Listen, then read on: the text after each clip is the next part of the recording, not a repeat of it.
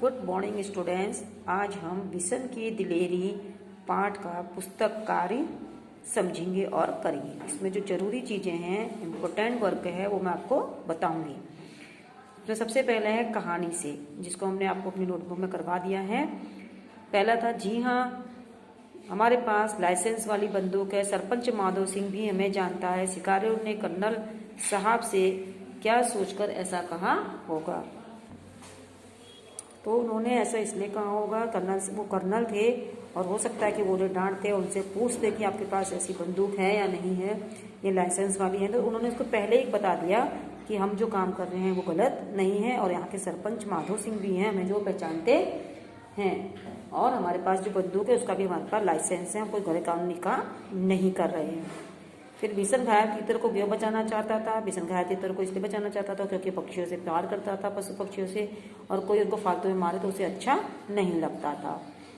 तीसरा है, घायल तीतर को बचाने के लिए उसे किस तरह की परेशानियां हुई। उसे किस तरह की परेशानी हुई आपने पढ़ा। जब घायल तीतर को लेकर भाग रहा था तो शिकारी उसका पीछा कर रहा था, तो उससे बचने के लिए वो पहाड़ी रास्ते पर दौड़ा चला जा रहा था। तो जहीं कहीं पे कटीले रास्ते थे, जिसकी वजह से घुटनों के बल वो चल रहा था, तो उसकी खरोंचें लग गई, आस्तीन फट गई, और लेकिन फिर भी वह अपने घायल तीतर को बचाने के लिए दौड़ता रहा और मेहनत करता रहा। अगला था, घायल तीतर अगर तुम्हें मिल जाता तो क्या तुम उसे पालते या अच्छा होने पर छोड़ देते, क्यों? इसमें कहा गया कि घायल तीतर अगर हमको मिलता तो हम उसको अच्छा होने पर छोड़ देते, क्योंकि हमें किसी को पालतू बना करके रखने का कोई हक नहीं, क्योंकि आज़ादी सबको प्यारी थी। इस तरह हमको अगर कोई पिंजरे बंद कर दे घर के अंदर तो हमें अच्छा नहीं लगेगा। ऐसे ही पशु पक्षियों को अगर हम बंदी बना कर रखते हैं, तो पिंजरे में रखते हैं, अपने घर पालतू बना कर रखते हैं, तो उन्हें अच्छा नहीं लगता, क्योंकि उनका घर तो आकाश होता है पक्षियों का, तो उन्हें वहाँ पे उड़ना अच्छा लगता है। इसलिए हमें छोड़ देना चाहिए, उनका इलाज करना चाहिए, उनकी देखभाल करनी चाहिए, लेकिन ये नहीं कि उन्हें पिंजरे में बंद करके रख दे। आगे हम देखेंगे भाषा की बात। इन वाक्यों को अपने शब्दों में लिखो। सुबह की हल्की धूप में खेत सुनहरे दिखाई दे रहे थे। वह इतना तेज चल रहा था मानो उसके पंख लग गए हों। ये जो दो सेंटेंस हैं, इसको हमको अपनी भाषा में लिखना है। जैसे सुनहरे माने चमक रहे थे। सुबह जब धूप पड़ती है वो उसकी, तो आपने देखा होगा पेड़ पौधे कितने सुंदर चमकते हैं, उनकी पत्तियां चमकने लगती हैं। और वह इतना तेज चल रहा था मानो उसके पंख, वो तो ऐसे दौड़ रहा था कि जैसे अब हवा में उड़ रहा है पक्षी की तरह, इतनी तेज वो भाग रहा था। फिर है इसमें सेकंड, तीतर स्वेटर में फंस गया तो बिशन ने उसे पकड़ लिया और अपने सीने से चिपका लिया। ऊपर लिखे वाक्य में उसे शब्द का इस्तेमाल तीतर के लिए किया गया है। एक ही संज्ञा का बार बार इस्तेमाल करने की बजाय उसकी जगह पर कुछ खास शब्दों का प्रयोग किया जाता है। ऐसे शब्दों को सर्वनाम कहते हैं। नीचे लिखे वाक्यों में सर्वनाम का ठीक रूप भरिए। नीचे कुछ सेंटेंस दिए गए, साथ में हेल्प के लिए बॉक्स में कुछ शब्द भी लिखे, उसमें से सही शब्दों को छाड़ के या उनको सही करके कि हमको ये सेंटेंस को पूरा करना है। इसमें पहला सेंटेंस है, मास्टर साहब ने अप्पा राव को डैश डैश पास बुलाकर कहा डैश डैश कल घर आना, और ऑप्शन दिए मैं, अपना और तुम। तो हम यहाँ पे क्या शब्द भरेंगे, जो सही सुटेबल होगा उसको सही करके हम यहाँ पे भर सकते हैं। मास्टर साहब ने अप्पा राव को अपना की जगह आएगा कि अपने पास बुलाया और कहा तुम कल घर आना।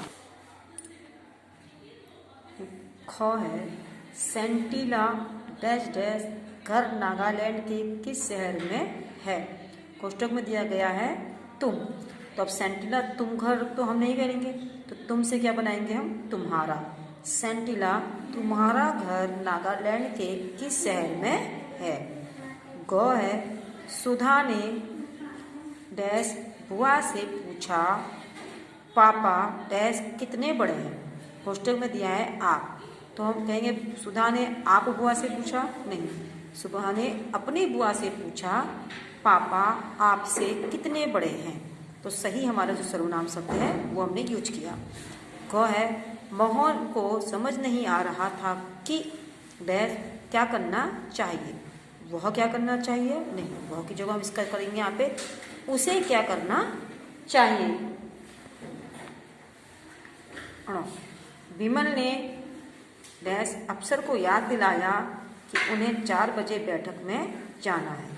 तो आप और वह दिया, इसका सही शब्द हमने कहा विमल ने अपने अफसर को याद दिलाया कि उन्हें 4 बजे बैठक में जाना है। अगला क्वेश्चन है इसमें, निम्न वाक्यों को पूरा करो। वह इतना धीरे चल रहा था मानो। हमने इसको किया, धीरे चलने वाले कौन चलती है? चींटी। तो जो धीरे चलता है उसकी तुलना चींटी से कर रखी है। यहाँ पे हमने लिखा है चींटी चल रही हो। ऐसा लगता है जैसे चींटी चल रही होती, धीरे धीरे चल रहा है। रात में चमकते तारे ऐसे दिख रहे थे मानो कि आकाश में दूधिया चादर बिछाई हो। कहते हैं जो आकाश में चादर, रात को आकाश को देख के जब वहाँ तारे चमके रहते तो ऐसा लग रहा है कि कोई वहाँ पे सफ़ेद रंग की बहुत सुंदर सी एक चादर बिछा रखी, वो दूधिया कलर की। तुम तो मंगल ग्रह के बारे में ऐसे बता रहे हो मानो वहाँ के वासिंदे हो, जैसे तुम वहाँ रहने वाले, वासिंदे माने रहने वाले हो। तो तुम मंगल ग्रह की बात ऐसे कह रहे जैसे वहीं रहते हो, कि वहाँ ऐसा होता है और वहाँ ऐसा होता है।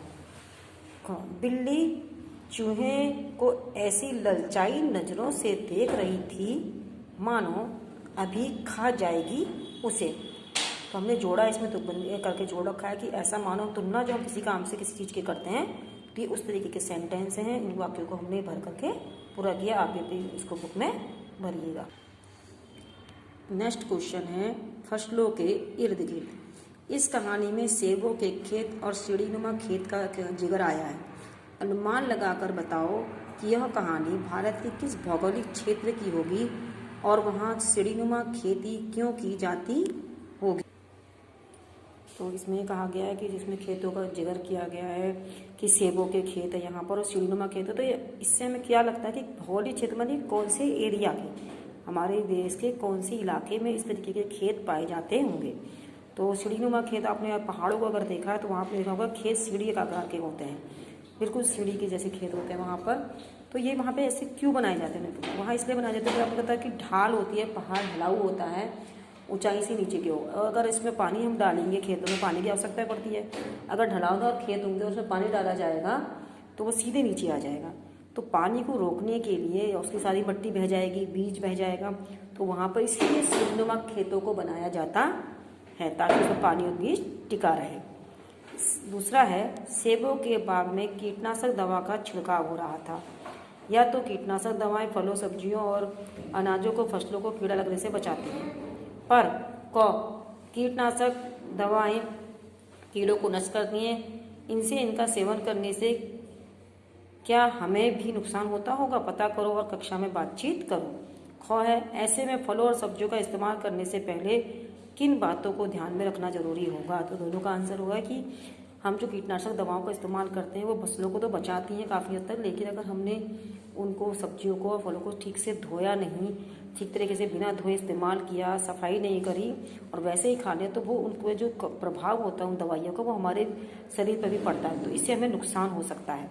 तो इसलिए हमें सावधानी पूर्वक उन फलों सब्जियों को, कोई भी फल और सब्जी बिना धोए, बिना साफ किए नहीं खानी चाहिए। अगला है, तुम्हारे आसपास। कर्नल दत्ता ने घायल तीतर को गेंद की पत्तियों का रस पिलाने के लिए कहा। पत्तों का इस्तेमाल कई कामों में के लिए होता है। नीचे लिखी पत्तियों का इस्तेमाल किस लिए होता है, यह आपको करा दिया जाएगा। कर्नल साहब के कहने पर बिशन दौड़कर दवाइयों का बक्सा ले आया।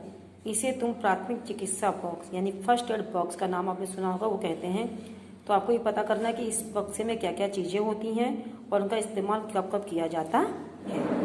तुमने पर्यावरण अध्ययन में पढ़ा होगा कि पहाड़ी क्षेत्रों में आमतौर पर छतें ढलावदार बनाई जाती हैं। सोचकर बताओ कि ऐसा क्यों जाता है ढलावदार। फिर मैंने आपको थोड़ी देर बताया, जैसे सीढ़ीनुमा खेत होते हैं तो उसी तरह होता है। अगर वहाँ पे जो हमारे मकान होते हैं, एक तो ढलावदार चीज़ें होती हैं वहाँ पे, तो वहाँ पे इसलिए घर भी जो छतें होती है ढलावदार बना जाती है, क्योंकि वहाँ बर्फ़ पड़ती है करती है। अगर सीधी छतें रहे तो उसमें पानी टिक जाएगा, नीचे नहीं गिर पाएगा, इसलिए वहाँ पे ढलावदार छतों का इस्तेमाल किया जाता है। बर्फ़ टिकी रहेगी, ढलावदार होने के कारण फिसल के नीचे आ जाते हैं।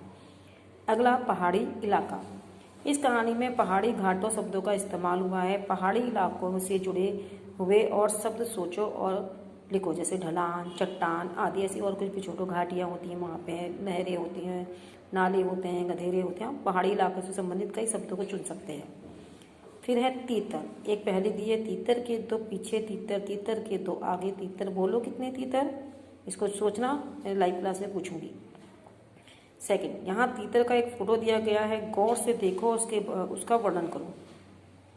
चौथी में तुम यह कह चुके हो, चौथी क्लास में आप इसके बारे में पढ़ चुके हो, कहने का ये मतलब है। तीतर के बारे में जानकारी इकट्ठा करो, जैसे तीतर का घोंसला कैसा होता है, वो क्या खाता है आदि। ये आपको एक्टिविटी के तौर पे करना होगा। ये इसको मैं बाद में आपको एक्सप्लेन करेंगे जब आप इसको। धन्यवाद। बुक एक्सरसाइज समझिए और